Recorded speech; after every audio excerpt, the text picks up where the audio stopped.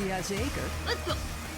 This is the Just Like You and Me podcast. We are back in the studio. We have Ben here, and our guest today is Gina DeFilippo. Gina, thank you for being here. Thank you guys for having me. We're really excited. Some of you may know her as Gina Brooklyn, the world-renowned singer. I don't know about world-renowned. Around here, I mean, everyone, I remember, like, when I moved here, like, joined, like, the homeschool community, everyone's like, oh, Gina's, like, she's verified. She's the singer. I'm like, oh, that's really, really cool. And then I ended up winning, like, one of your, like, giveaway things. But I want to forget that. It was also verified when verified meant something, because you couldn't just buy the verification. Yeah. Right? Like, yeah. No, I remember when you followed me, I'm like, I am legit. I have a verified account. Yeah. and they follow me. Life does not get better. Yeah, but then now, like Nico bought his verification, so, like, it's like, oh, okay. I almost did too one time, not even gonna lie. I haven't thought about it. I still think about it sometimes. We can make the podcast verified. Honestly, if we get 10 likes on this, we will make the podcast verified for at least a month. This podcast. That'd be sick. 40 something subscribers verified. I mean, you could for marketing purposes. We no harm in it. Yeah, we could then reach out to, like, a high level person. Hey, we're verified on Instagram. You should come on the podcast. Before we get too crazy, I want to talk a little bit about, like, your musical journey. We had Colby on a little while ago, and he is an up and coming, like, Christian rapper, and, like, the musical art is just a beautiful thing. It's a talent that, like, anyone can go sing, but not everyone can, like, sing really good and also make that career kind of happen. So I know you started, like, when you were 15. Is that, like, when, like, what's your full, like, origin story with music? So I actually started when I was 12. I started writing songs when I was 12. I taught myself how to play the piano and the guitar when I was 12. And after that, I told my parents I wanted to be a singer and a songwriter. And my dad was fully supportive and became my manager. Which, honestly, without his support, I would not have gotten as much success as I did. Truly, he did all of the marketing and helped me understand what branding meant and how helpful it was. Like, he really was an amazing mentor. So it's because of him that I got to where I was. I guess I should say am. I don't technically know. I'll say am. Yeah. But, yeah, so I ended up getting a publishing deal when I was 16 with a company out of Los Angeles, previously called In Grooves. It's now with Universal Music Group. So I started writing songs for TV placement and movie placement. And one of my recent song releases actually got placed in a TV show in Germany, which is really cool. Because I got this check in the mail, and I'm like, this is a lot more than I usually get. I don't know what happened. So it was just the royalties from that placement. But Wow, that's so cool. Super fun. Do you know what the TV show is called? I ended up finding out what the TV show was. It was for this, like, reality TV show That's in awesome. Germany. Yeah. Very interesting. Yeah. It's crazy, like, where, like, you just made something and then just it got picked up from just literally in Germany. Yeah. But so you started, like, you taught yourself when you were 12? Yes. So I taught myself to play the guitar and the piano with YouTube videos. Wow. Yeah, I remember, like, during COVID, like, most people try to, like, learn, like, an instrument. Yeah. It just doesn't work for everybody. Like, JP was able to do it. I could not, like, to save my life. It was really, really rough. But that's super cool. And then so you started writing songs. Where did you kind of get your inspiration for that, which is kind of like just kind of came to you? Or initially I started getting my inspiration from books that I read or movies that I watched. So a lot of the first songs that I had written were about historical fiction books from school. So I was just very inspired by, like, I wrote, it's not released anywhere, but it was just something that I wrote when I was younger from Of Mice and Men. So I wrote a song called Follow Me, which was inspired by that book. But so many different books and movies were the primary inspiration. And then as I got older, different experiences with other people and trying to place myself in the perspective of other people, which is what's helpful for writing songs for placement purposes, especially. So, Did you have an artist that you kind of tried to kind of like imitate in any sort of way, or was it just sort of you wanted to make your own sound? In some sense, I was definitely inspired by a lot of artists, Mumford & Sons especially. I love their writing. They're just amazing. And Amy Winehouse's voice. I love her voice so much. She was definitely a big inspiration. The same with Adele. I also like John Mayer. John Mayer. Yeah. based. Yeah. I love John Mayer. Yeah, he's One of my great. favorite artists. Mm-hmm. Yeah, I remember I was looking. So during this, like before this podcast, I was like doing as much research as I could, trying to like, all right, actually, there's someone on the podcast that actually could do research on. Like, this is kind of cool. So I was just like, spending time after work, and one of the ladies interviewing, I forget what podcast it was on, talking about how like you have a very unique voice, which is super like, it's even hard to describe. And what genre would you like to say that you kind of make your music more in? That's a tough question to answer. And I think part of the difficulty in answering that is the fact that I am kind of like a chameleon when I write songs. Like, I don't ever write in one specific genre or with one specific sound. I think that kind of gives an edge to some of my music, because if you listen to it, there's some diversity in the production and in the overall sound. But I categorize myself primarily as a singer-songwriter just because that genre is so vast. Yeah, don't put yourself in a box or anything like that. Yeah, exactly. Mm-hmm. Yeah, is there a certain genre that you like, you feel like you like singing in or writing songs for, that kind of hit a little bit different for you? One genre I really love is jazz. I love singing jazz music. It's very, very fun. My uncle, who was a huge musician in Nashville, he traveled the world with Charlie Pride as his piano player. He actually worked with Frank Sinatra at I forget who. It was a presidential inauguration, but he helped like with composition and stuff. So when he first heard me sing, he was like, "You sound like a jazz singer. Your voice was made for jazz." Yeah. But jazz isn't popular anymore, and you can't really make a lot of money doing it, unfortunately, unless you're like an esteemed musician. Mm-hmm.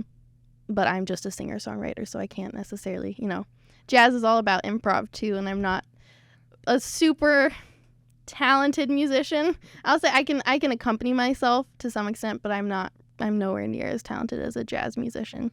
Yeah, some people are just like crazy talented when it comes to music and things. It's just so different. Like the person I think of, like, you talk about like not sticking to like a specific genre, is like Post Malone, who he like kind of started off as like more of the rap thing, but he's also been doing like everything. Like during COVID, he had like a country concert. The dude's just like drinking a bunch of Bud Light, smoking cigarettes, and just killing country songs. Like you would think he's only saying country, and now he's doing just a bunch of. I think actually a country song might be coming out with like Luke Combs.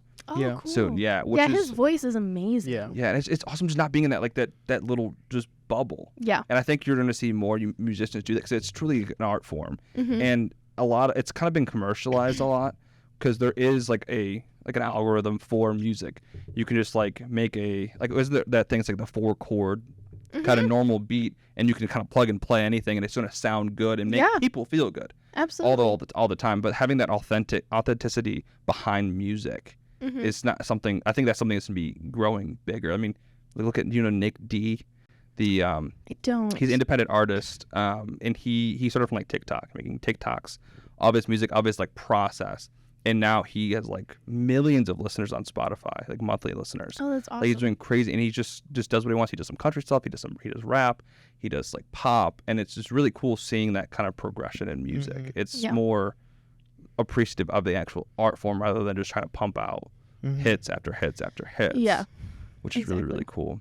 That's what I've heard, especially with modern music, is that pretty much all the hits that you hear on the radio nowadays are, almost all those songs are, from what I've heard, I don't know like how true it actually is, but all songs are pretty much made by the 4 same people that just basically produce all the music, because all these people are still part of like, the top 5 or whatever labels it is.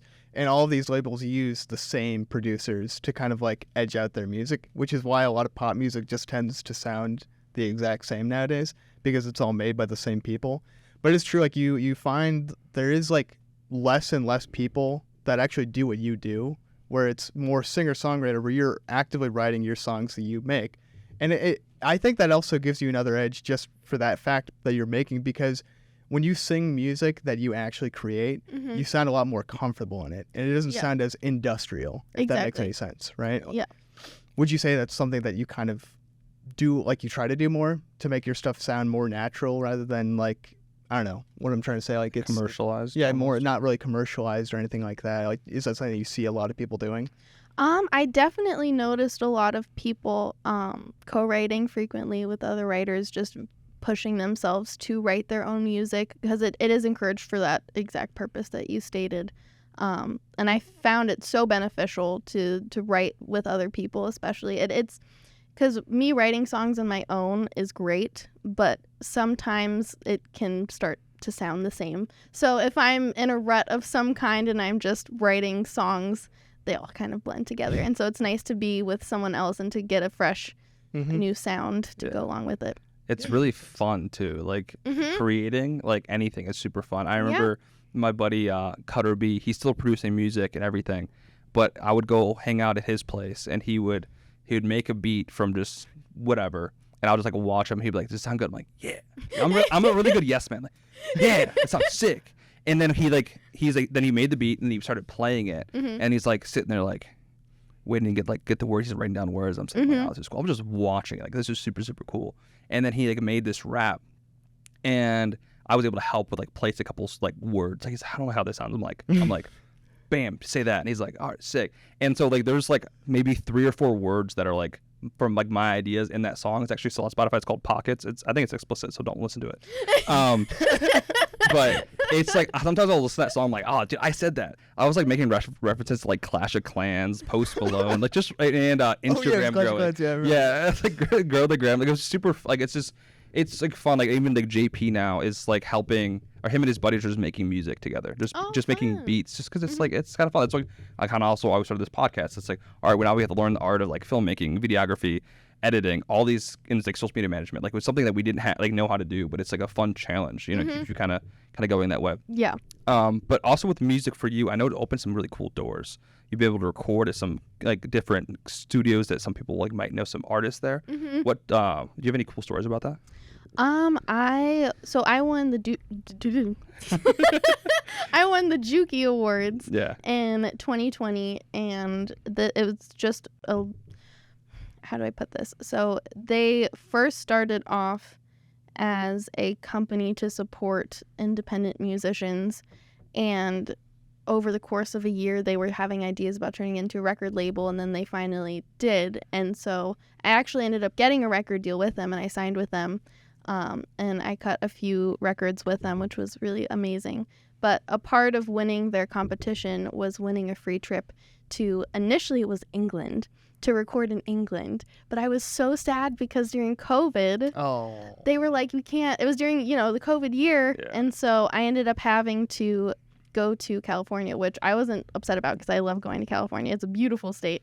And I got to record in Capitol Studios, which was awesome. So a whole bunch of famous artists got to record there, including Frank Sinatra.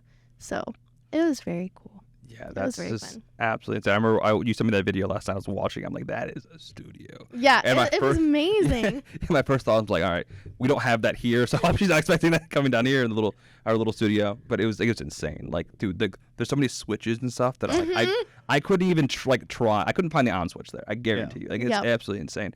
But didn't you also go to New York, or I think it was New York, and record with John Bellion? I didn't record with John Bellion. I recorded in the same studio as him. So when I had my recording time there, he had his own setup. It was his off day in the studio that I was in there. And so I left a note. I was like, I love your music. And I put my business card down. I don't know if you ever saw it, but it was just so cool to see his setup because I love his music. He's amazing. He's insane. Yeah. He's another true artist. I don't know if you ever watched the videos on YouTube of him making songs. It's fantastic. It's great. I watch him all the time. I used to watch him at work. I'd be working, and I'm just watching him. Because it's so, there's so much into it. This whole person is making those songs. But I couldn't imagine being there because I've watched all the videos of him in that studio making music. Yeah, is it pretty similar to the Charlie Puth ones? Charlie Puth shows how he makes some of his songs. Kind of. Charlie Puth it's I know, pretty similar, yeah. Okay. Yeah, Charlie Puth for during COVID was found it cool to try making a sound from something and then adding that in, which was really really cool. John Bellion, you just watch. It's just cool to watch an idea form.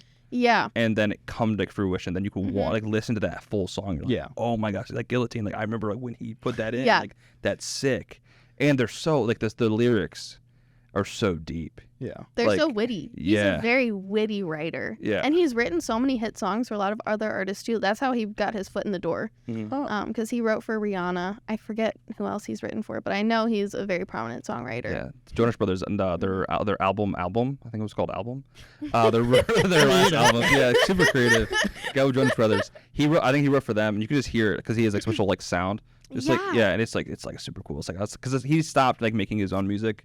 I hope he comes back. If he watches this, please come back. But you can hear his sound into it because he like I said, he puts his like whole like soul into it. Yeah. But I was listening to the song "Humans" by him.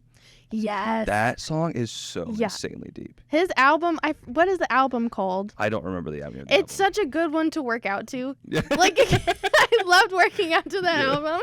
It's like It's so good. It just pumps you up because you're just like, the beats are insane, but when you dive into the lyrics, he's like, I'm so sick of being human, and it's like 100%.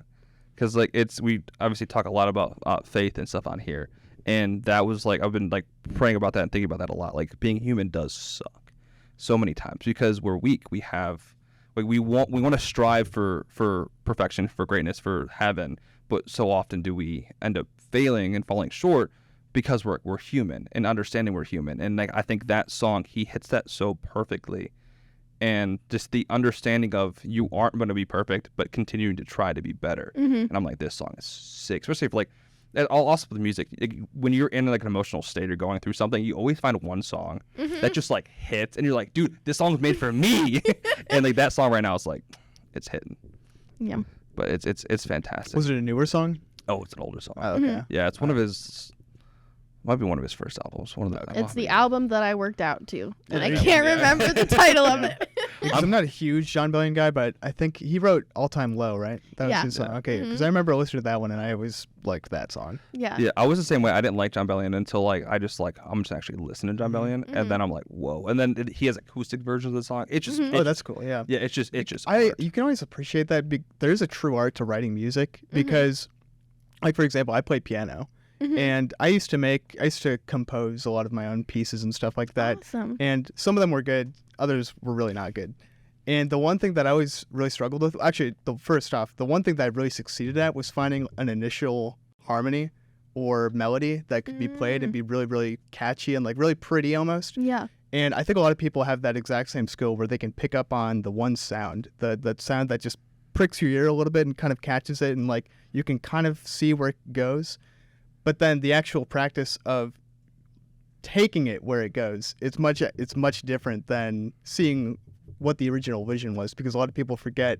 Like for me, I would always start writing a song and then kind of lose myself, and I'm like, I really don't know where to take this anymore. And I Yeah. would just end up kind of repeating the same, like you said, like those like 4 chords and stuff like that. And it's just stuck in this endless loop of catchiness, but it doesn't actually have like a fulfillment and stuff like that. Is that something you feel like you've ever experienced, like hardship, like where taking a song where it needed to go? Yeah, absolutely. And songwriting it can be very frustrating at times. It can also, because I would always get the question of how long does it take you to write a song? And I would say it can take me 5 minutes to 3 months.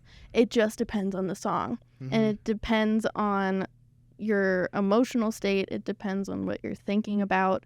There are so many things that can affect it, just generally speaking. And the one thing that I learned that's the most important in any art form is taking a step back and walking away from it when you're in that loop. And that helped me so much, because I think as an artist, you want to finish the piece that you're working on, whatever it is, and you want to go, and you want it to be done.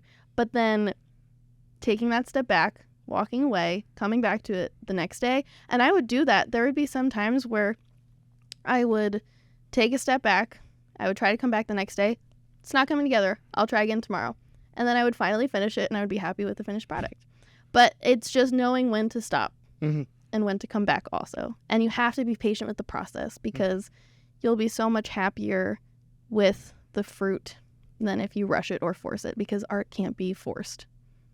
Yeah, I like that. It's really, really, really well said. It really does parallel itself with life, like super well, where there are so many different types of beauty, right? There is, nothing is forced, obviously. Like there's natural beauty, and there's kind of almost not, I'm not going to say like architecturalized beauty, like in the sense of someone smiling is a beautiful thing, right? And that's something that's so simple, and it just kind of matches up, and it just warms your heart up in a way, right? In the same way that perhaps like a simple melody might do.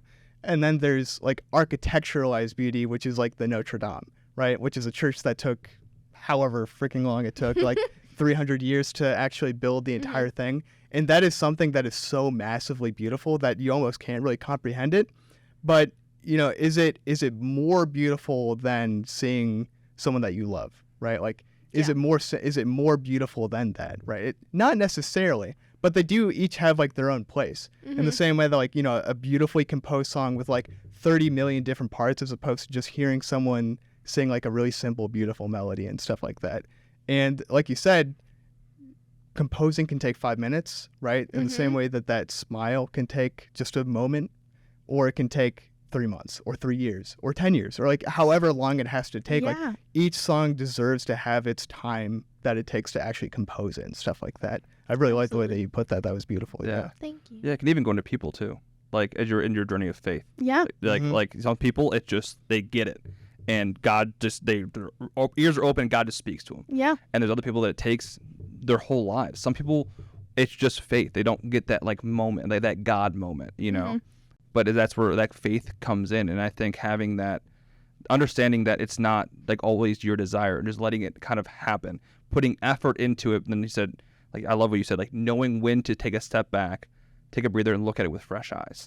That's super important. Actually, I just realized I was been doing that with editing, because there's a couple of videos that I edited I think when I was up till 6:30 in the morning one day and 3 in the morning, because I'm just like, I wanted to get it done. Yeah. And then both of them I had to restart, because it just at a certain point your brain, it's just not it. But having that discipline with it is super, super important. And so with music, how was it? I know we've talked about like what music being, it's like the devil can use music, just how God can use music, and how the music industry can be kind of shoddy at sometimes, just when you get super sexual or not sexual. Just words are hard sometimes. But so as a Catholic, how did you navigate kind of the music industry? That's a great question. I actually wasn't. I don't even know if I would call myself Catholic when I first started out in music. My reversion happened when I was 17 or 18. 17. My reversion was when I was 17. I think. Yeah. Yes. I think it was in 2018, so I was 17. Okay. So my reversion was when I was 17, and I started music when I was 12. And a lot of what I had created was really just to glorify myself. Like, at the end of the day, when I look back at my intentions, they weren't good, and they're still not good. Every day I have to work at that, and every day we all have to. But especially at that time before I reverted, they weren't good. Like, when I first started performing, I would wear the most scandalous clothing. Like, I am a very different creation in Christ, and it is a beautiful joy and a beautiful thing. But yeah, the temptation is very real, and vanity especially is implanted, so deeply when you're in that industry. And yeah, it was not good. It was not good. But over time, through grace, when I had my reversion, not my conversion, but my reversion, I ended up incorporating a lot of prayer when I first started writing. I realized that this was not for myself. It was for others. It was to serve others. And so I made it a service to others. And that was my intention. Did I fail at that? Absolutely. I look back at some of the things that I wrote, and I'm like, even then, I know I was trying, but this is still not true. Like, this is still not on the mark. And I can look back and give myself grace, knowing that Christ gave me so much grace in those moments, which is amazing to think about. He is so patient with us. It's amazing. It's amazing. But I'll be releasing, Lord willing, a song for an organization that I wrote inspired by this woman's story with her daughter who has medical complexities. So it's in support of Charlotte's Hope Foundation. It's a really amazing organization. So yeah, I'm trying to use my gifts for good, because I know that that's why they've been given, along with, being mindful of the potential temptations and working through that with spiritual confessors and prayer, Christ himself, all that. Yeah. So That's beautiful, because we've talked about it in other like podcasts. Like a lot of people, like, you have talents. Like everyone has a talent, and Simon talked about how like all the most talents, like in the graveyard, people just didn't use it, and it's kind of gets thrown away. But also acknowledging that like we have to use it for good, for Christ. yeah, And that it's not for us. And the first thing, we're humans. The first thing we want to do is worry about me. yeah, Like it's natural. yeah, But understanding that, especially when you have any kind of platform, that anything you say and do is going to be seen by others. And you also have the amazing ability to impact somebody. One word you say, one clip, one song can truly change someone's life in a really humbling way. It's not like we don't do this because like, oh look, we have a podcast now. It's like, no, we felt called just to speak on important issues with regards to like the faith. yeah, And standing up for our faith and showing people like what it means to be Catholic. But that's awesome that you acknowledge that. And it goes back to like you're like you failed. Like you had times you didn't fail, but you stood back up and did it again. And that's really what matters. Yeah. Is take the bull by the horns and just going for it again. yeah. And that's awesome. What, if you don't mind me asking, what kind of like triggered your reversion? Before the podcast, I love we're talking about like, I love the word reversion, because it gives people the understanding that no one is perfect. You may be a cradle Catholic and you had this awesome faith when you were younger, then you got into high school, college, and it kind of goes away a little bit, but you always can come back to Christ. Yeah. So I love that you said that. But if you don't mind, do you kind of talk a little bit about your reversion to faith? Sure. I would say that I always experienced a certain fear of God growing up, but it wasn't necessarily rightly ordered, and I followed my own passions primarily. And so in high school, I actually started going to a Protestant youth group because I was like, oh, they're Christian, is the same thing. And I was not a very well catechized Catholic at all. I didn't even really know what a saint was until my reversion. Like when I first came back to the faith, I was like, oh my gosh, there are saints. Oh my gosh, we can, ask our Blessed Mother for intercession. Like so many things that, you hear at confirmation classes growing up, but that was one day out of the week, and I would come home, and my family also, they weren't super well catechized either, so they didn't know it, so I wasn't talking about it at home. Like it was just, regular conversation, I guess you could say. And so I started going to this Protestant youth group, and as I went, something just felt off. It didn't feel right or true, or like I would be experiencing or absorbing the things that they were saying, and they didn't really make sense. And so I would go home and I would do research, and I was like, okay, this isn't what the Catholic Church says, and I guess I'm Catholic, so I don't really know what to believe about this. Because you would hear so many different contradictory points on like birth control or different addictions and how you handle them, and God bless those people because they're trying. Like I can't ever read their hearts, but I'm gonna assume that their intentions were well and good, because that's what we do, that's what we hope for. And so they weren't able to give the real information that the church is able to give us. And after that, I was like, okay, well, maybe I'll just, I'll go on this retreat that they're having. And my parents at the time were like, no, like, you're Catholic, you should go on a Catholic retreat. I was like, okay, that's fine, I guess, whatever. All my friends are going to this, Protestant retreat thing during the summer camp. That's what it was. And so they signed me up. I went with a group from IHM. I didn't know anybody there. I knew absolutely no one, and I was going with this random group of teenage girls and the amazing young adult leaders who, oh my gosh, they're incredible. I lost touch with them, but I think about them very often because they played such a huge role in my reversion. But so we went to Steubenville. That's what the retreat was for. So I went to a Steubenville conference, and for someone who, was so far from the faith, it was a really amazing experience for me. I had a very special experience with the Eucharist and adoration, and I had been struggling with something since I was a child that I could never deal with on my own. I couldn't get rid of it, and it was eating away at me. And the one thing that I instinctively knew to do was to consistently ask Christ for forgiveness. I don't know how. It was a grace that was imprinted on my heart somehow. And when I talked to my mom, I'm like, how do you deal with like sinning? How do you deal with this? What do you do about it? And she was like, you just ask God for forgiveness and you move forward. And that was the Protestant mentality that she had because she came from the Protestant church. And so that's what I grew up, and I'm like, this isn't helping. This is not doing anything. And at the Steubenville conference, I was able to go to confession for the first time with the real intention of confessing these sins that I had been struggling with. And the amount of relief that I felt afterwards was amazing. And I became a huge proponent of confession, not out of scrupulosity, but out of a genuine love for the sacrament. And when I came home, I was going to confession like every 3 days. I was just obsessed with it. I was like, this is amazing that we have this. I can't believe it. This sacrament where we can go and confess the things that we're struggling with and receive healing from Christ himself.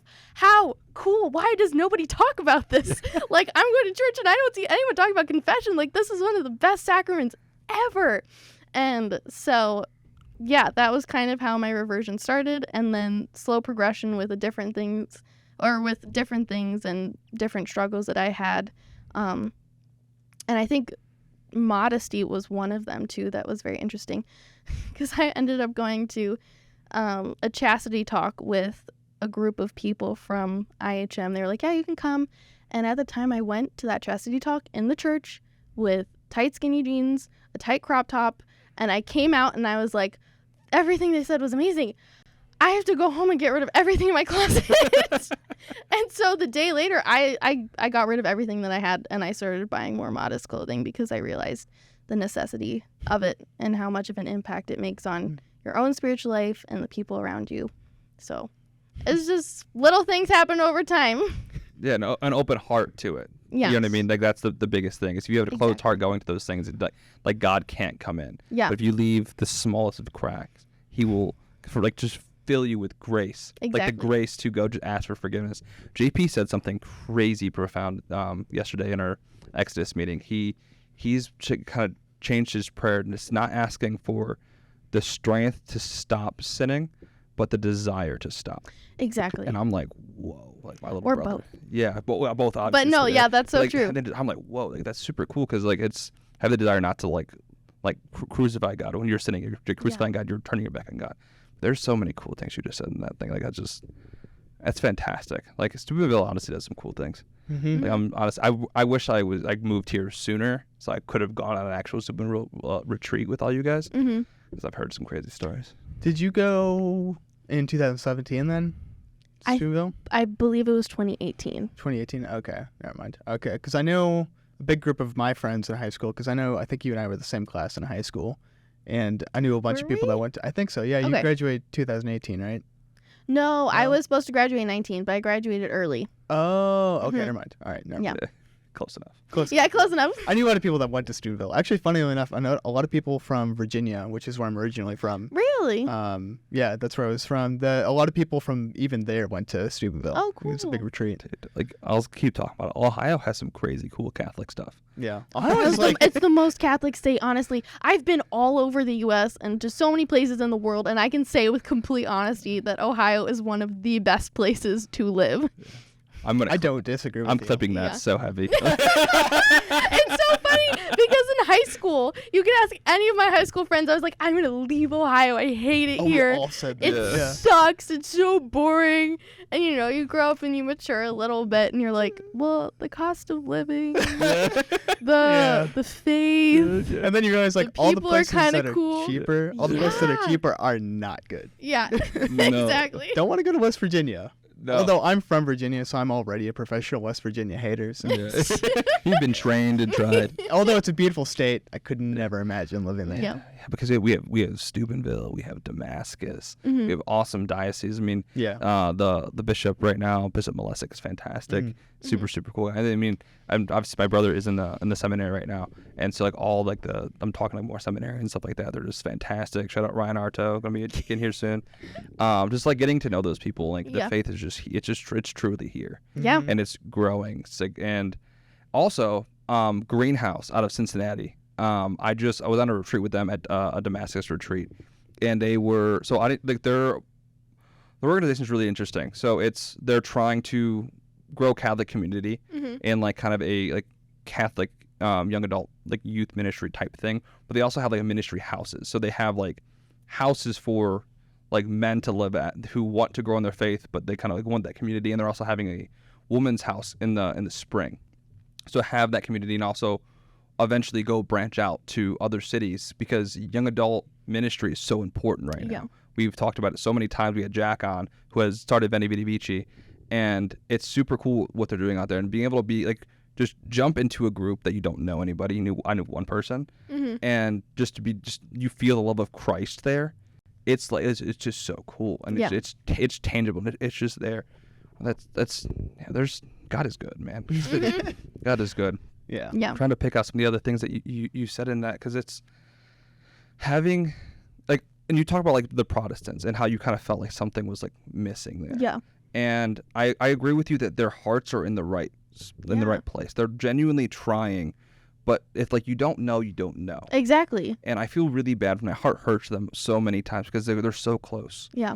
And they're so close to the fullness of the faith. And we had they're so sincere, and honestly, so much more sincere than some people. Like, I don't even. No, I would. How do I put this? They're just very sincere, sincere people. Yeah. We so the podcast coming out tomorrow, so like 2 weeks from when this releases. We had Ryan Bagley on, and he was talking about how like some Protestants, like how like their strategy for ministry is like 20 years ahead of what the Catholic Church is doing right now. Yeah. Because they have a genuine just like love for people, and they see Christ in everybody. And I talked about a story how I was at St. Paul's waiting for my wife to come from the bathroom. I was like holding some stuff, just waiting to go into the church, maybe waiting for like 5 minutes, like nothing, not a long amount of time. And one of the ushers came up to me and like right in my face and asked like why I haven't walked in yet. And I was like, whoa, like he was like it was aggressive. And I was like, I didn't feel inviting. But then when I went to a Protestant service with Ryan to like go like just scope it out a little bit, do some like behind the scenes work, I walked in. I 2 steps in. I just looked to try to see like where to go. Everyone immediately knew I've never been there before, and then everyone came and talked to us. And it's just they didn't care we were Catholic. They just knew that they follow Christ. They're Christians in some kind of capacity, and they're seeking something. So we're going to show them love. Yeah. And I'm like, that is sick. That is something that like the Catholics need to be like, we do, but we need to put like a lot of focus into that as well. Yeah. I mean, Ryan Bagley's podcast was so cool because he talked about how like one of the things that will always stick with me that he said is you can't expect someone to accept heaven when all they know is hell. So, and it goes down to like you can't expect someone to understand the truth if they never were taught the truth. They don't know of the truth, and that's something like Catholics just open our hearts to understand. Okay, they're trying. Exactly. Let's just be fruitful and help with them. There needs to be a lot more mercy shown. I think. I think we need to practice mercy a lot more. Yeah, they're trying. We're all trying. We're all sinners. We're all trying to get to heaven any way we possibly can. Yeah, absolutely. And just kind of just appreciate that a little bit. Yeah. This is a super, super cool thing we need to be doing as Catholics. Yeah. Yeah. A lot of it really is ego. Like ego is such. Yeah. It's one of the pride is the big sin. Egotism. Of all, right? Like it is the worst of the 7 deadly sins. Yeah. And one of the things that we really need to do to counteract against that is just humility. And I like that you mentioned that in your music how a lot of it was not to backtrack too far, but like your music where you were talking about how a lot of it was like self-glorifying, right? And part of that is like it's like somewhat natural because when we create something in the same way that God creates something, right? Like we're doing it in imitation of God. We sub-create things. We can't wholly create anything, but when we create something, it still comes out in our image. Yeah. And that goes into every single act that we show anyone, right? Like an act of love, an act of anger. It's all a creation of what our will is trying to impose on someone else, right? And when we have ego, a lot of that tends to be really like we just want everything to be self-fulfilling. I'm an usher inside of a church and I want something to get in the church. Yeah. Right? I'm imposing my will on him and I'm creating that act, right? And yeah, like we need to get back to just a more charitable imagination, right? A more active imagination. We talked about it in, I don't know when it was another podcast. We were just talking about imagination. And I was talking about this paper that I had read that was really good by this Trappist monk called The Anointed Imagination, where he talks about how, a true imagination is anointed by God to create beautiful things, beautiful music, beautiful art, beautiful architecture, beautiful, like everything, anything you can possibly imagine, like poetry, everything, all of the above, it's all anointed by God. When we use our imagination for good, it's not us, right? We're not creating anything. It's God acting through us. And so that's why I think Ryan had a really good point when he was talking about that with these people. They do truly know, they have a good understanding of to let God work through them. Yeah. Right? Like they understand like, oh, these guys are new in the church. They're not doing it because they want to meet you. They're doing it because they want God to welcome you into whatever their community is, right? It's just something that's so beautiful, something that really needs to come back into just general, I think, Catholic culture. Like there's too much ego right now with different people trying to impose their belief on something, whether it be liturgy or formality or like literally anything, right? Like people are so like we lose our focus on what actually needs to be created, which is one thing that we're focusing on, community. Yeah, right? exactly.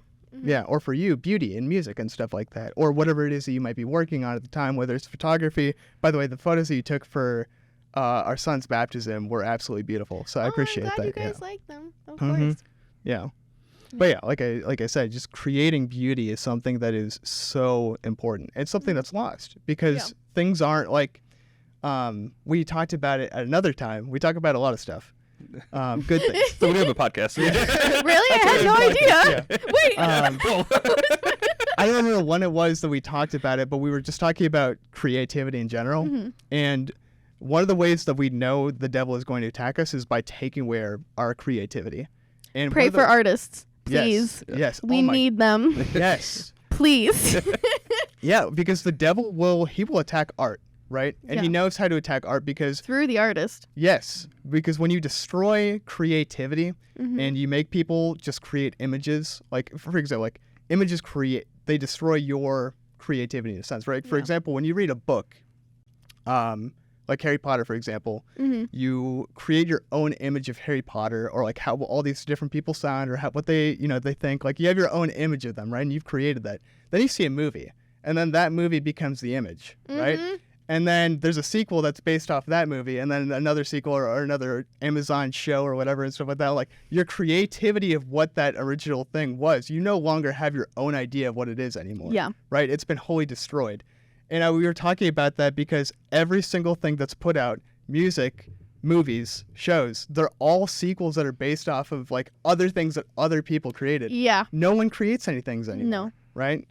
No. It's so important to create. Well, how can you create when you don't know your creator? Bars. Sorry. Sorry. That just like came through. So is that shout out to Or create well, I should say, Yeah. not create. How can you create well or create anything good? Yeah. Well, And there's actually, if you don't mind me, sorry, I just totally walked over you. No, please. But there is this very interesting story that my priest told me about this monk. So this is like an Eastern Christian story about this monk who was an incredible singer. And he went all over the world to different churches to perform. And when he came back to his spiritual father for confession or just direction, his spiritual father told him that he couldn't sing anymore because it was affecting his pride and his vanity, because he was, almost to a place of complete holiness or perfectness, but it was that one thing that was keeping him there, was that temptation to vanity, even through art. And so I don't know if it was his penance or just for repentance purposes and general protection for moving forward in his spiritual life, he didn't sing anymore. He stopped singing, but it was for his good in order for him to get to heaven. And I only say this as a point that although talents are good and given by God, the most important thing is not your identity in your art or in your creation, but in Christ, and that our ultimate goal is to go to heaven. So nothing else matters. Nothing else matters, and even if I don't know where else to go from there. No, I think you're But- absolutely right. Nothing else matters. Yeah, nothing else matters. We have one goal in life. Like, genuinely, it's to Yeah. get to heaven. Like, everything else, like, that's what our human desire to want to do, but we really have one thing we need to be doing. Yeah. Get to heaven. And I think that's one thing that I struggled with a lot. And I guess taking time away from music was very helpful for me in rediscovering my identity and knowing that it's fully and completely in Christ, because, you know, being in music or being in any kind of art community or just being a creator of any kind, it's easy to place that as your identity, and it's not your identity. It is an extension of yourself through gifts that God has given you, but it doesn't make you who you are. And taking time away from music was very beneficial for that. You have to know who you are and figure. As you grow, we're always constantly changing. And then you said, like, I think it was you or Ben said, like, you can't, like, everything you're doing is a mirror of, like, the creator of God. And you have to know God to be able to mirror God. Yeah. You have to walk with Christ to be able to speak with Christ. And you also mentioned something about, like, how, like, the devil will try to, like, will use someone who's creative to make something bad, or try to stop someone from producing something that's going to be impactful. And I'm trying to say, like, what we're doing is impactful, but I had an issue with my computer to where I would, when I was editing, only happened to me, we both use the same, like, software, and it would only happen at night when I would be editing late. I would take something, and then a pop-up of a adult website would pop up. I never searched anything on that computer. Like, I would use the same website. Same That thing. happened. Crazy. Yeah, only me. And just kept happening. I'm just getting sick of it. Like, it's just genuinely sick of it. So what I did Man. is I took my computer into confession. Okay? So Yeah. smart. I took it into confession. Fantastic. Yeah. And so I did my confession. I go, Father. Can you bless this, please? Yeah. And so he did a prayer of, like, exorcism on my computer. That's amazing. Hasn't happened since. It's awesome, That's but fantastic. super scary. Yeah. Well, in like a really humbling way. Like, I'm not scared of the devil, but, like, it's like, whoa. that's yeah. awesome. That was a good instinct. It was an idea from Father. Father Pfeiffer. He said, "Get all Yeah. yourself blessed." I'm like, okay.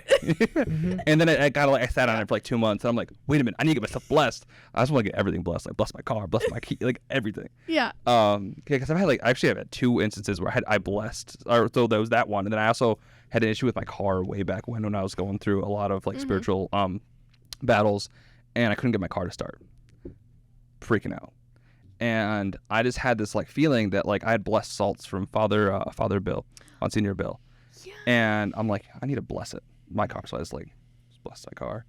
Immediately turned on the dash, 666. I was like, That's so crazy. cars works fine now. Yeah.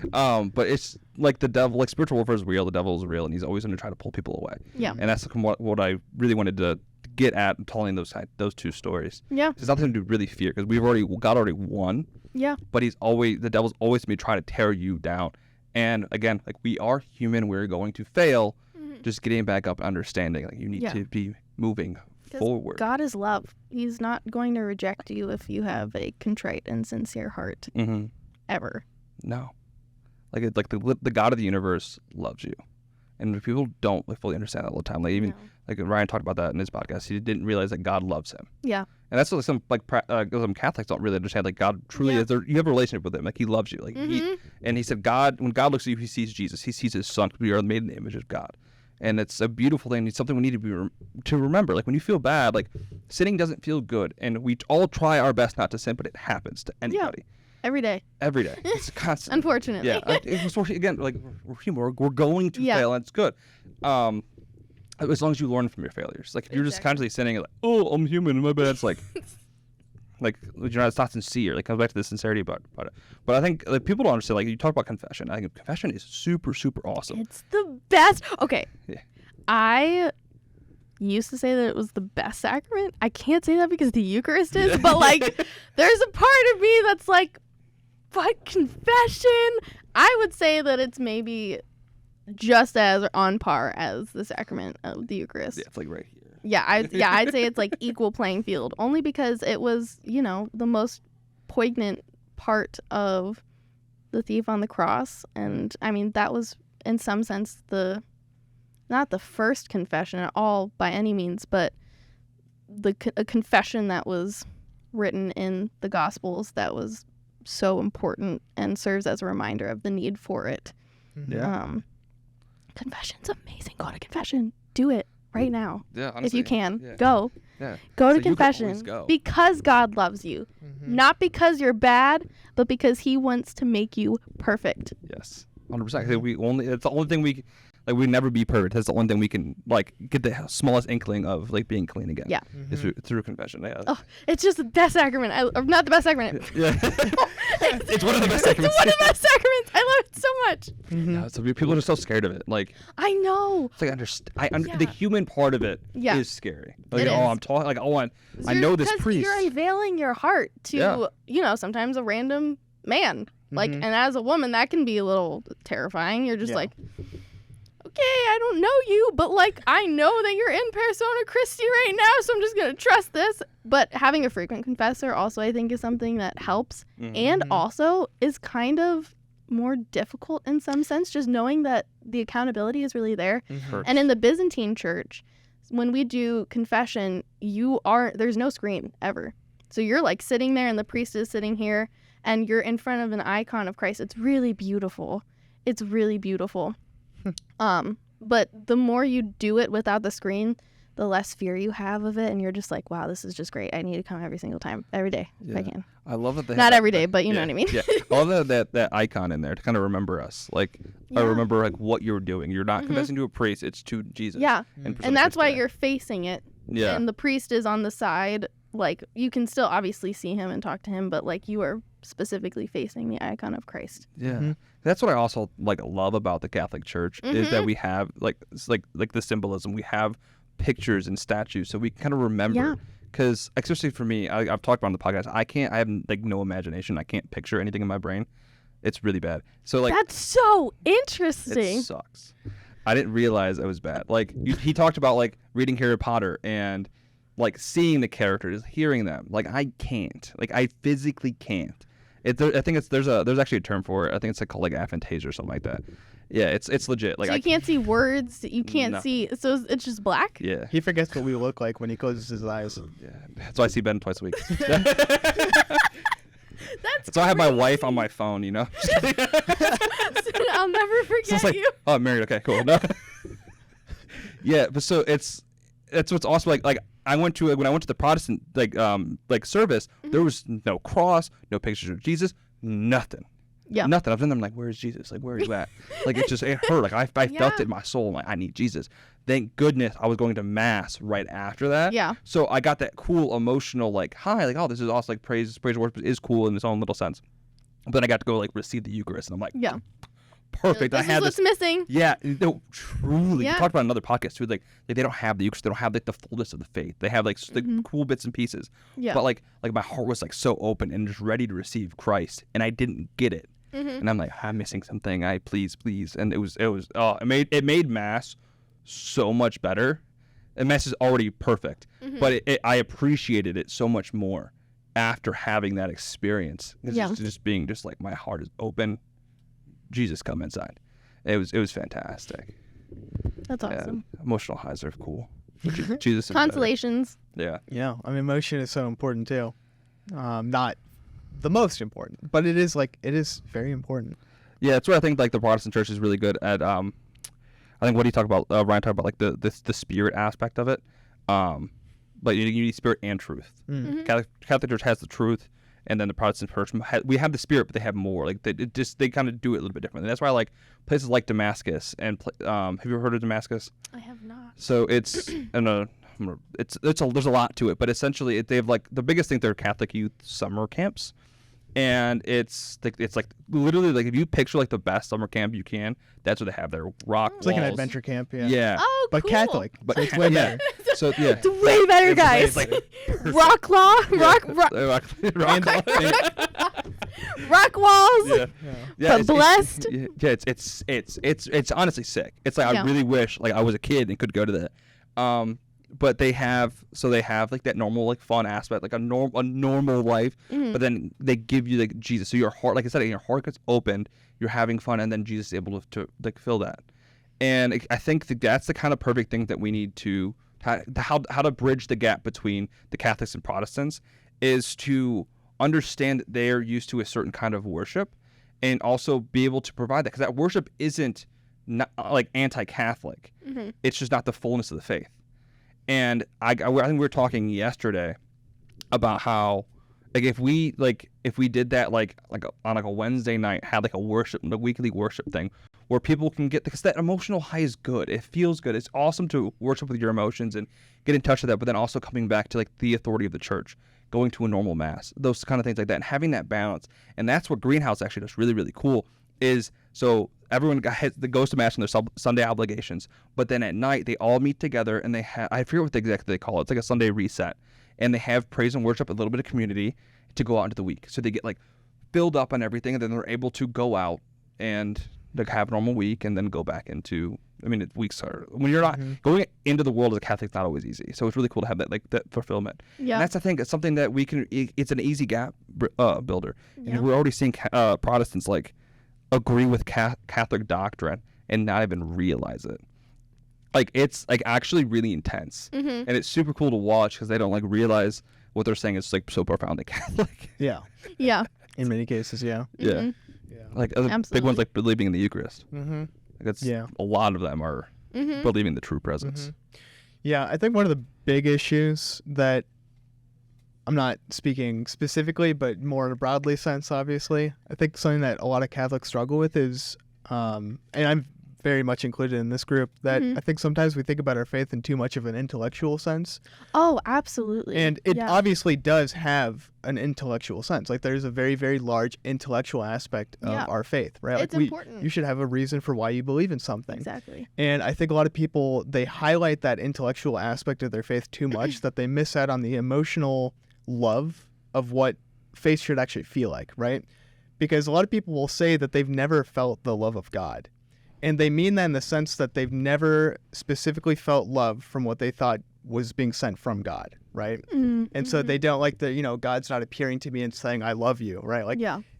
he acts through us as vessels, right? Like, we are humans, we are vessels, right? This podcast is a vessel. It's something that we use to spread good messages, like good, the message of the gospel ultimately, right? That's what we want to spread to different people. So this podcast acts as a vessel for that. Yeah. We are vessels in the same way that God uses us to show love to other people. Like, we are supposed to be the people that are showing that emotional love to other people, right? Absolutely, Like, if you're a person who says that they've never experienced the love of God, that's a failure on our part, right? Yeah, like, we didn't absolutely. show you the love of God.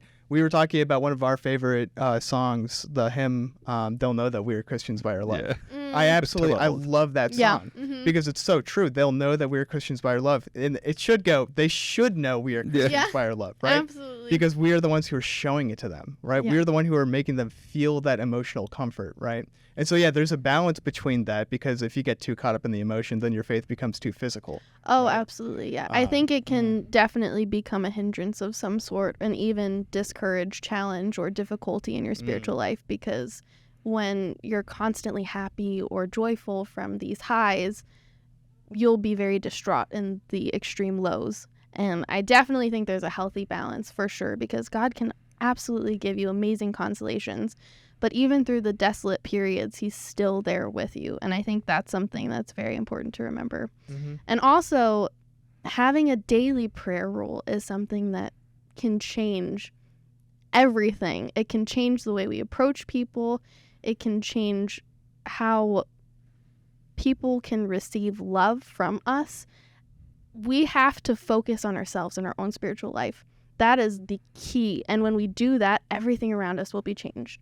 And when I first reverted, when I did revert, when I first, She's for gonna go the through first now. time, no, so when I reverted, I had this internal craving of like, I want to pray. I know that monks and nuns pray, and it's so important, and it does wonders. Why don't lay people talk about it? Why aren't we promoting this? Why aren't we encouraging it? And when I went on a different retreat, it was like a Catholic women's retreat, there was the stand with women who were talking about Magnificat. I don't know if you've ever heard of Magnificat, Mhm. but so they have morning prayers and evening prayers, and I started making that a part of my daily prayer life, and the amount of change that happens just from incorporating small amounts of prayer is amazing. And I don't know, I just think it's important to talk about and to encourage, because you can't really do anything good if you're not praying. Mhm. 100%. It's an order. Yeah. Yeah. I mean, because you understand that very well with like music. Like you can't just make music random. Yeah. Right? If the beats are offset, the music's gonna sound Yeah. horrible. And Exactly. we don't realize like our lives. Like a lot of people claim that their lives suck, and a lot of people's lives are very chaotic, and they Yeah. don't realize it. Like Yeah. they don't have a set structure for how they do things. And people, they complain about their faith life not being very strong, but they probably, I assume, I speculate. Yeah. Don't want to call out people, but like I'm included in this again. Like Yeah. my life is not perfectly set, and it probably Absolutely. would be much better if I did set it up like that. Yeah. 100%. Well, and even exorcists talk about how the first thing that they tell people who are spiritually oppressed is, do you have a daily prayer rule? Mm. Is this what you're incorporating into your life? If not, that's where all of your problems are coming from. Yeah. It's one of the I first mean, things to not start. all of them, but you know what I mean? Just It's a good generally root. speaking. Yeah. Mhm. I mean, like we talked about it on podcast too. Is like Jordan Peterson, all like Navy SEALs talk about like get up and make your bed, get the little win, and that's Yeah. the same with the prayer. Like get that little prayer. And I talked about on the podcast with Anna, and like if you are praying throughout the day and every single day, the devil doesn't have an opportunity to come in and tempt you No, and for you to go sin. And then even in our Exodus groups, where we realize we have our best days with Exodus when we actually do the morning reflections. When you start with prayer, Yeah. then everything kind of follows suit. When you Absolutely. miss it, you already failed one thing, and it's really easy to be like, you know what? Yeah. Now another thing. Yeah, I didn't do this. It's like a domino effect. It's horrible. It happens every time, and then Yeah. you as humans, we're like, no, you know what? I'll be fine. It's like, no, you're not. Like it's like you. How many times have you tried and failed at Yeah. this? Like you're going to continue to do that. Just Yeah. go pray. It's like it's just so much easier that way. And you talked about like focusing on yourself, your spiritual life first. One of my friends talks about focusing on like, so we have our realm of like worry, and then what we actually can affect. Yeah. And when you focus on yourself and when the people you actually are around and actually can have an impact on, Absolutely. it's so much more profound. And then Yeah. I added on to that to like where there's that rule, like you're like, what is it, like 3 people or 10 people away from any like person, Yeah. right? And so if you're focusing on your little group, Mm-hmm. and then you get those people to focus on their little groups, and then it just keeps going out. You're That's the gonna get everyone whole in the world. world. Like that genuinely. Yeah, ripple effect. Yeah, it's truly Absolutely. crazy real, and that's what we need to focus on. And it's. I mean, we're on the internet. We're posting stuff on the podcast and stuff. So we're expanding our realm of influence a little bit. But it's always really important for both of us to focus on our homes, our spiritual life, and then it's nice when we have like, these kind of conversations. Like it's like I'm trying to remember we're here, Yeah. not trying to say things that are going to be super clickbaity or I'm gonna say this and be a great clip. Like I'm not, like trying because as humans we want to do that. Yeah. But like trying to focus on like this because this is organic, this is real, and it's beautiful. It goes back to like what we're talking about with music. Like when you actually like, are being authentic, it's way more beautiful than when you are just trying to just make something Yeah. and just like force it. Like that's like Absolutely. commercialization of stuff is just horrible. Like even goes like to food, like Yeah. McDonald's. That's a Come clip. on. Yeah, clip it. It is. Clip it, Brian. No, there's so many really like I love that we talked about like it goes from art and beauty and just like this into the world. Like I was All interconnected. yeah, it really is. I was like thinking about like this podcast a lot, thinking like, all right, what do we talk about? What are structure like this? I'm like, you know what? I'm just let it start in one way. I know it's gonna go to a really really cool way. And so like we're we'll go back to kind of music a little bit, and we talked about how like being a female in the industry, being a Catholic in the industry is not easy. But I know being a female in today's world, the standards are really interesting Mm-hmm. to where they want you to act and dress a certain way, say certain things, and I know you obviously have to combat that. Is there anything that you feel like I want to say you struggle with that or the vanity aspect? You want to be like famous a little bit. You want your music to kind of grow, but you have to kind of go back to Christ. Is there anything that you like focus on or think about when you're making music that like comes back to Christ? Like I guess certain saint prayer, anything like that? That's a good question. It's hard because I've, as I kind of said before, I took a step away. But I've been working on a song and trying to release the song for about a year, and it's really been the only thing that I've been working on because I've been primarily focusing on my photography, and videography, graphic design stuff. So that's been fun. But we'll link it. Yeah. Gina DeFilippo.com. Yeah. But no, there's definitely a temptation to, in all things, every artist I know struggles with this. You want to be the best. You want to do the greatest thing. And you just have to fight it, move on, get over it, try again. Mhm. Just keep trying. Yeah, not let the world kind of impact you in that way. Exactly. Because I can only imagine the comments and what people are saying and stuff like that. Just being a girl, like we posted a clip with Anna, and we had to delete comments. Like Oh, Really? it was terrible. Yeah, it was- I I've was- never had to do that before. yeah, we haven't. We were shocked. Like it was disgusting. I was like, whoa. Like I thought like I had a crude language, and they just like objectified her like crazy, like took how the people do with like women, like and that's stuff like that. unfortunate. Yeah, it's super sad and just disgusting, and that's why like I know as like an artist being a female that Yeah, happens all the it time. does. Having to combat that's not always easy. So do you like worry about comments or anything? I personally don't really care. Oh, I awesome. I know Yeah. it sounds like I don't. Everyone has their own struggles. Just pray for them. There's not much that. I mean, I am a terrible sinner. I can't judge them. You just have to pray for them. They don't know any better, really. Yeah. Mhm. It's a beautiful thing, just like not caring about it too. Like Yeah, like your just worth. moving on. Because a lot of people's worth comes from the comments and what people are saying, and that's why girls Yeah. like post certain things. Like there is this one even. Like, Oh, you were talking about that. Okay, I thought you were referring to something else. That makes more sense now. Sorry, my brain like tracked to a different place. That makes sense. Yeah, Yeah. in that sense, no, I've never really. I definitely struggled with that initially when I first started out in my career. But after my reversion, I could absolutely care less about anything. It was kind of amazing. It was this very profound realization of who I am and what I was made for. mhm. Mhm. And that's why it was so easy to get rid of my clothes, to change so many things, and I won't say it was so easy because it's definitely a challenge and there are temptations that come along with such immense change. Like the devil was very mad that I was making the decisions that I was. Like I know he was not happy, and that's why I dealt with temptations during that time. But at the end of the day, I am a new person in Christ. I am a Catholic. That's my identity. Nothing else matters. Who cares? Just, I think also it's very easy for others to place, and that's where the frustration comes from, is an insecurity by placing their worth, like you said, in other people. And who cares? You're going to die. That's the other thing too. Like Memento Mori. That's a clip. Yeah, that's such a clip. I love that. I'm gonna leave it. Who cares? You're gonna die. Done. No, but Just like like your I podcast, talk about Yeah. death all the time because it's so important. Mhm. Everything. Actually, I can now bring this up. Oh, there you go. This is perfect. Yeah. This is called The Field by Saint Ignatius Bryanchynov, an Eastern saint. He is hardcore. He is incredible. I took a lot of notes in this book, so I'm just gonna like shield this upwards. Yeah. If you don't mind me reading. No, this. please. So, let's see, where can I...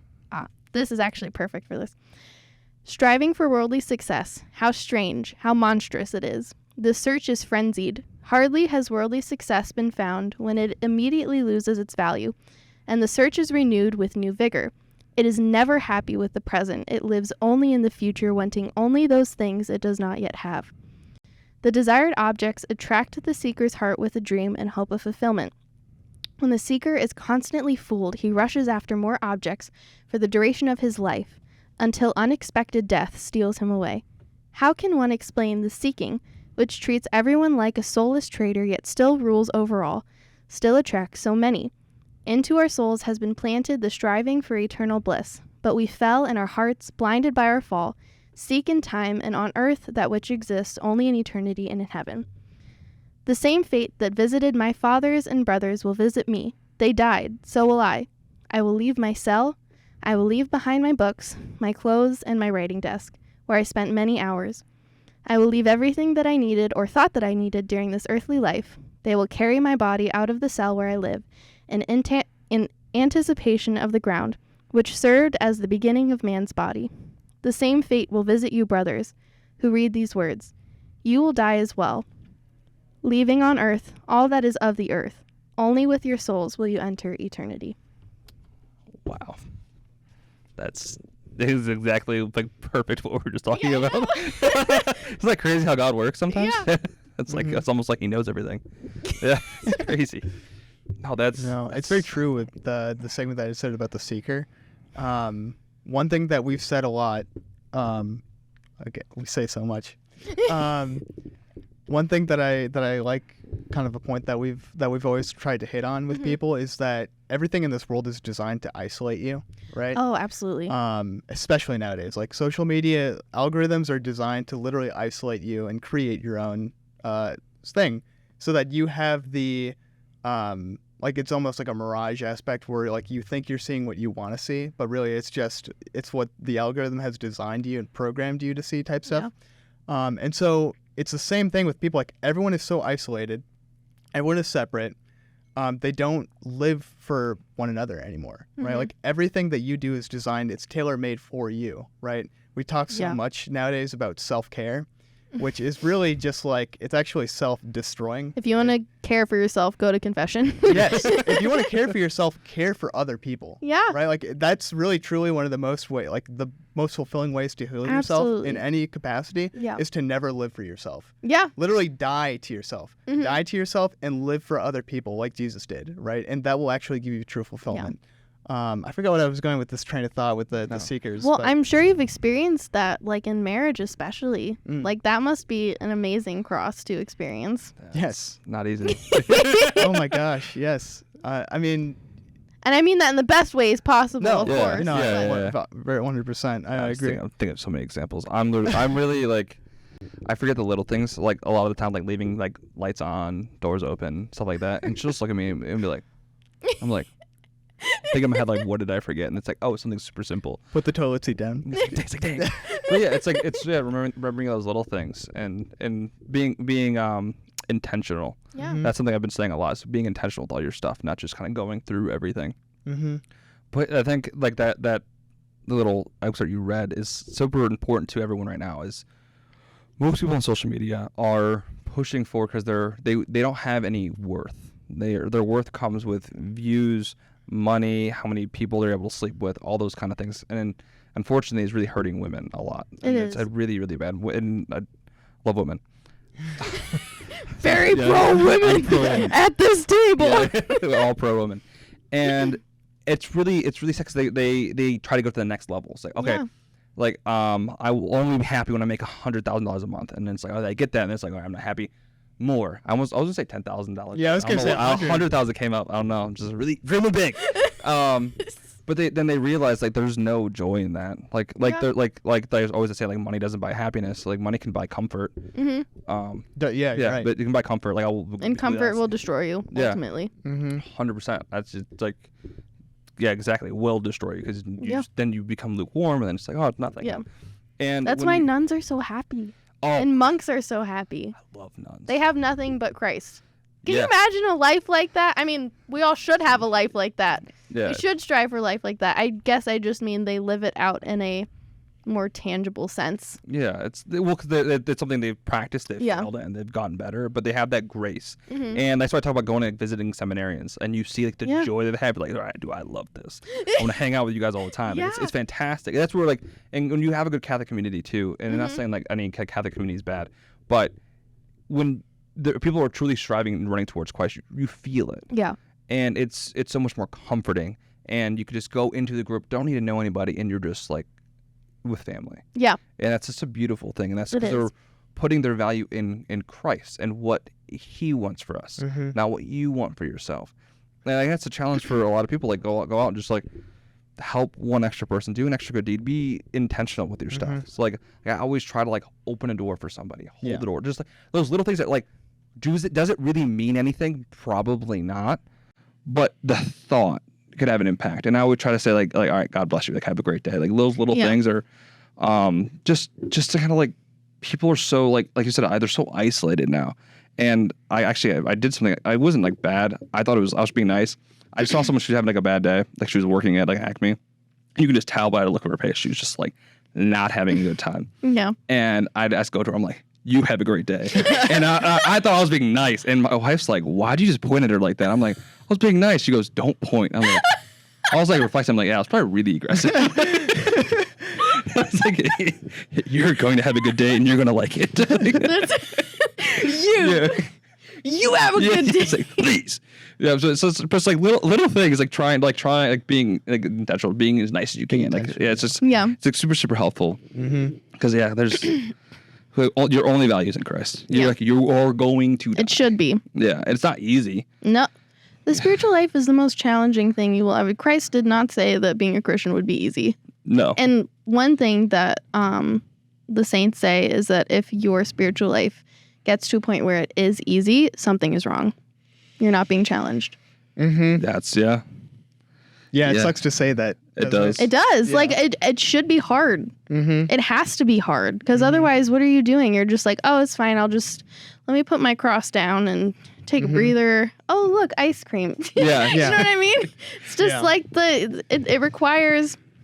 God offers you simplicity. He doesn't offer you facility. Right? And it's really cool as you mentioned, like we talked about, like the devil doesn't want you to be like seeking Christ and going towards Christ because then he's losing. So when you're in sin, you're with the devil, and you're not in sin, you're with God.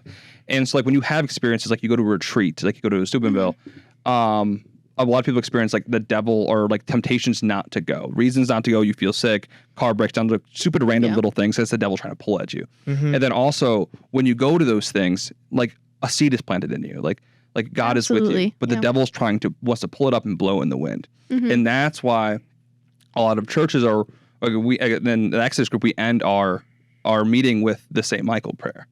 Just that extra like little protection so that the devil can't come in, take the seed and throw it, like I said. And that was talked about at the greenhouse retreat by Chris Finneman. I was like, whoa, that's sick. I'm going to say the St. Michael prayer as much as I can, just to try to protect from any, like, from the devil. Like, just he's there to, like, fight the devil off. Let's go. Let's get with him. Yeah. Like, it just makes sense. But this has been absolutely, like, fantastic. Like, I really enjoyed this conversation. I love kind of where it's gone. But we like our guests to kind of leave a call to action, our final thought with our audience. So, like, this is your little opportunity. Like, what's, like, it's written down. get the book out. I don't have a lot of good things to say, so I'm going to let the saint speak for me. Beautiful. Let's see. When in doubt, saint it out. T-shirt idea. That. Yeah, bars. Clip it. Bars.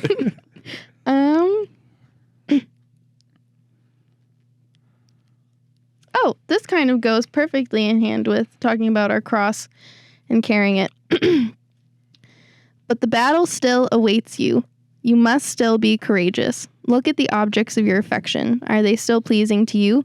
Is your heart still attached to them? You must reject them. The Lord, the giver of the law of love, demands such a rejection from you, not in order to deprive you of love and the ones you love. Rather, by rejecting carnal love tainted by sin, you will become capable of spiritual, pure, holy love, which is the highest blessedness. Amen. And so where can people like find like your stuff? So you mentioned your website. Yes. Yeah.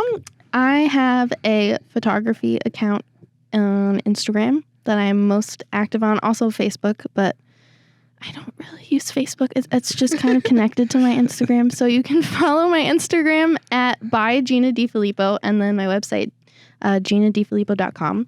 And then I also have a music account, which is at Gina Brooklyn, and a website for that too. But you could just go to Spotify or YouTube and type in Gina Brooklyn, and it'll take you where you need to go. Yeah.